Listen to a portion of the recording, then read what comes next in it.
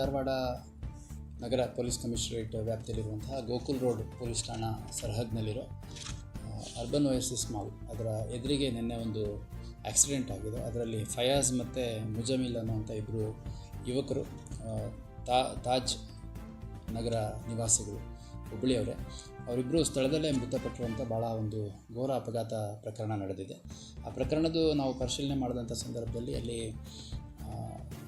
ರಸ್ತೆ ಮೇಲ್ಭಾಗದಲ್ಲಿದ್ದಂಥ ಒಂದು ಕೇಬಲ್ ಹರಿದು ಬಿದ್ದು, ಆ ಕೇಬಲ್ ಮೂಮೆಂಟಲ್ಲಿ ಹರಿದು ಬಿದ್ದು ಅಂದರೆ ಸ್ವಲ್ಪ ಜೋತ್ ಬಿದ್ದಂಗೆ ಆಗಿದೆ. ಆ ನಂತರದಲ್ಲಿ ಅಲ್ಲಿ ಗಾಡೀಲಿ ಹೋಗಬೇಕಾದ್ರೆ ಅವರಿಗೆ ಅಡ್ಡ ಆಗಿ ಕೆಳಗೆ ಬಿದ್ದು ನಂತರದಲ್ಲಿ ಆಕ್ಸಿಡೆಂಟ್ ಆಗಿರುವಂಥದ್ದು ಐ ವಿಟ್ನೆಸಸ್ ಹೇಳ್ತಾರೆ.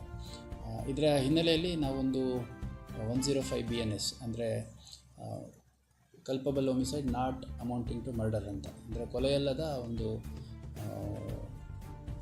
ಅಪರಾಧ ಆಗುತ್ತದೆ. ಅಂದರೆ ಕೊಲೆಯ ಪ್ರಕರಣದ ರೀತಿಯಲ್ಲಿ ಇರುತ್ತೆ, ಆದರೆ ಕೊಲೆಯ ಉದ್ದೇಶಗಳಿರೋದಿಲ್ಲ.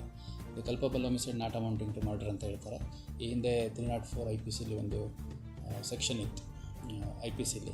ಸೊ ಅದರಡಿಯಲ್ಲಿ ಪ್ರಕರಣ ನಾವು ದಾಖಲು ಮಾಡ್ಕೊಂಡಿದ್ದೀವಿ. ಆ ಕೇಬಲ್ ಯಾರಿಗೆ ಬಿಲಾಂಗ್ ಆಗ್ತಾಯಿತ್ತು ಮತ್ತು ಯಾರು ಅದರ ಮೇಂಟೆನೆನ್ಸ್ ಮಾಡಬೇಕಾದವರಿದ್ದರು ಅನ್ನೋಂಥದ್ದು ಯಾವುದೂ ವಿವರಗಳು ಗೊತ್ತಿರಲಿಲ್ಲ ಫಿರ್ಯಾದಿದಾರರಿಗೆ. ಅವ್ರ ಮೇಲೆ ಅಂತ ಕೊಟ್ಟಿದ್ದಾರೆ. ಅದನ್ನು ಇವಾಗ ತನಿಖೆಯಲ್ಲಿ ಯಾರ್ಯಾರು ಅದಕ್ಕೆ ಜವಾಬ್ದಾರರಾಗ್ತಾರೆ ಅದನ್ನೆಲ್ಲ ಒಳಗೊಂಡಂತೆ ಒಂದು ಸಮಗ್ರ ತನಿಖೆಯನ್ನು ಮಾಡಲಾಗುತ್ತೆ.